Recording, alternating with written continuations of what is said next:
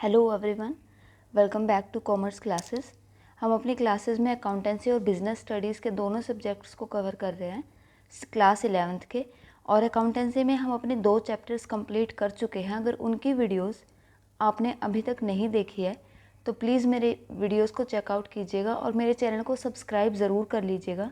आपको कुछ ना कुछ सीखने को ज़रूर मिलेगा। आज की वीडियो में हम चैप्टर 3 स्टार्ट करने जा रहे हैं, जिसका नाम है अकाउंटिंग प्रिंसिपल्स। कुछ अकाउंटिंग के प्रिंसिपल्स होते हैं जिसके बेस पे अकाउंटिंग काम करती है। तो आज हम उसी प्रिंसिपल्स के बारे में पढ़ेंगे। 3rd चैप्टर हम स्टार्ट करने जा रहे हैं।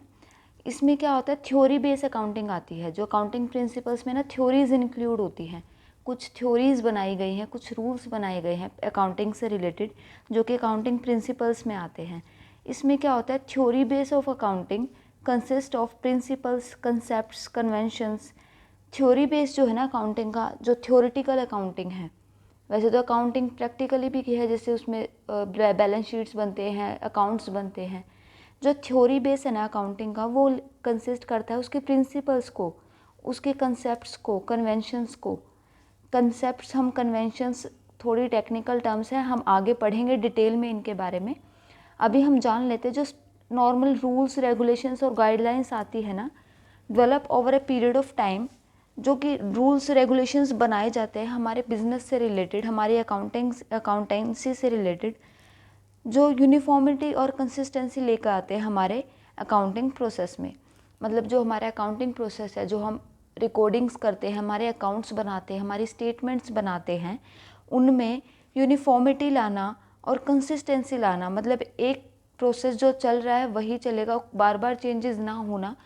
तो वो किस चीज़ के अंडर आता है, वो अकाउंटिंग प्रिंसिपल्स के अंडर आता है। कुछ प्रिंसिपल्स, कुछ रूल्स बना दिए गए हैं। जैसे मैंने बताया था आपको कि भी सेल्स का अलग से लेजर अकाउंट बनेगा, परचेज़ का अलग से बनेगा, कौन सी चीज़ प्रॉफिट किस साइड लिखी जाएगी, डेबिट साइड या क्रेडिट साइड। तो ये कुछ रूल्स बनाए गए हैं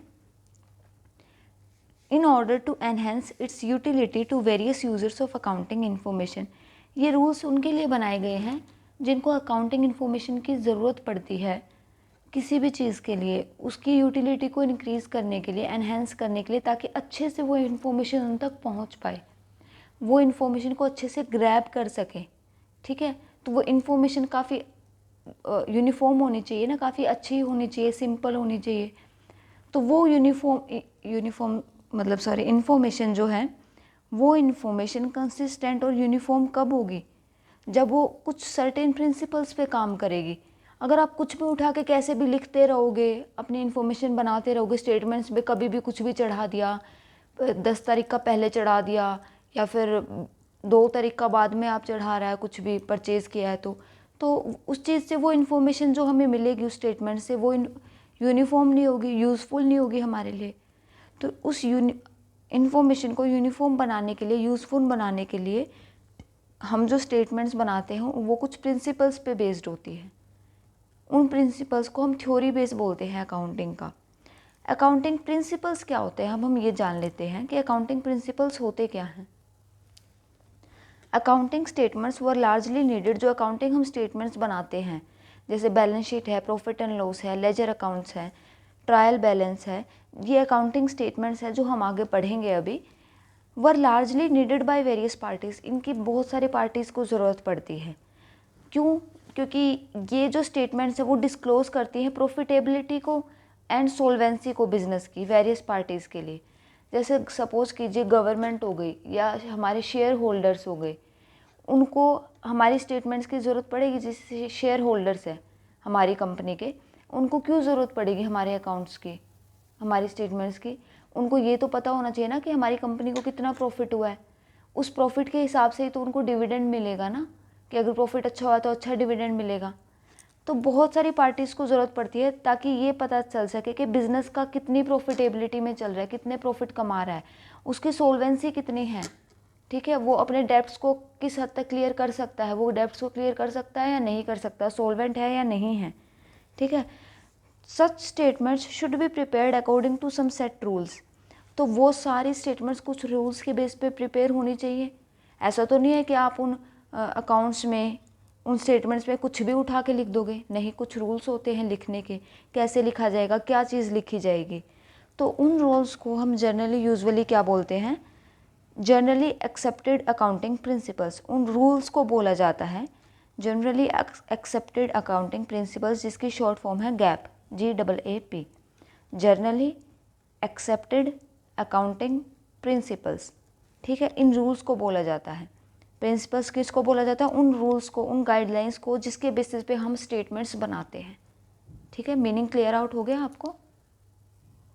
अब हम पढ़ेंगे कि अकाउंटिंग प्रिंसिपल्स के नेचर क्या है, किस टाइप के होते हैं अकाउंटिंग प्रिंसिपल्स, क्या होते हैं accounting principles. Uniform set of rules और गाइडलाइंस डेवलप्ड टू, एक यूनिफॉर्म सेट बनाया जाता है रूल्स का या गाइडलाइंस का, develop to ensure uniformity and easy understanding of accounting information.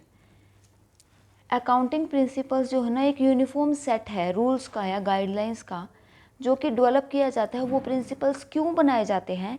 ताकि जो हम अकाउंटिंग इन्फॉर्मेशन ग्रैब कर रहे हैं स्टेटमेंट्स में से, वो यूनिफॉर्म हो, वो अंडरस्टैंडेबल हो। जैसे मान लीजिए हम सेल्स के बारे में जानना चाहते हैं कि हमारी कंपनी ने कितनी सेल्स की लास्ट ईयर और इस ईयर, तो हम क्या देखेंगे? हम अकाउंट्स को जाके सेल्स के उसको डिपार्टमेंट में जाके चेक करेंगे।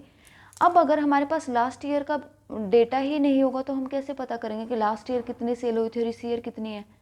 तो ये कुछ रूल्स होते हैं कि हमें लास्ट ईयर का भी डेटा फीड करके रखना है। ठीक है। सेकेंड हमारा आता है दे आर मैन मेड। ये जो रूल्स हैं, ये रेगुलेशन से मैन मेड हैं, इंसानों ने बनाए हैं, and derived from experience, experience से बनाए हैं, है ना। कुछ उन्होंने एक्सपीरियंस किया है, कुछ इश्यूज़ उन्होंने फेस किए हैं, तभी उनके बेसिस पे कुछ रूल्स बनाए गए ना, ताकि वो इश्यूज़ दोबारा फेस ना करने पड़े। ठीक है, जो तकलीफ़ें उनको सहनी पड़ी वो किसी और को ना सहनी पड़े, दोबारा ना फेस करनी पड़े वो प्रॉब्लम्स, इसलिए उस एक्सपीरियंस के बेस पे कुछ रूल्स बनाए गए। और कुछ रीजंस भी थे, कुछ एक्सपीरियंस, कुछ रीज़न, किन्हीं कारणों की वजह से ये रूल्स बने, ताकि वो प्रॉब्लम्स आगे फेस ना हो।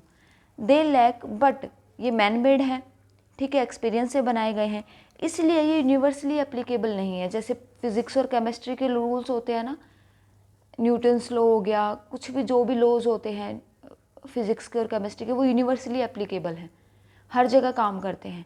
बट ये नहीं करते क्योंकि ये लेबोरेटरी टेस्टेड नहीं है, इनको लेबोरेटरी टेस्ट नहीं किया गया। ये एक जर्नल प्रिंसिपल्स हैं, ठीक है, ये लेबोरेटरी टेस्टेड नहीं है फिजिक्स और केमिस्ट्री की तरह, तो ये यूनिवर्सली एप्लीकेबल नहीं होते। ये एप्लीकेबल होते हैं उन सेम सिचुएशंस में, उन एक्सपीरियंसेस में जो हमने पहले फेस कर चुके हैं। ठीक है।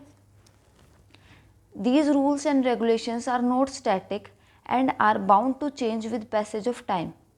ये स्टैटिक नहीं है, जैसे मैंने बताया ना, ये यूनिवर्सली एप्लीकेबल नहीं है। अगर यूनिवर्सली एप्लीकेबल है तो वो एक रूल ऐसे ही रहेगा हमेशा के लिए, बट ये स्टैटिक नहीं है, ये चेंज हो सकते हैं। They are bound to change with passage of time, time के हिसाब से ये चेंज होते रहते हैं ये रूल्स और प्रिंसिपल्स।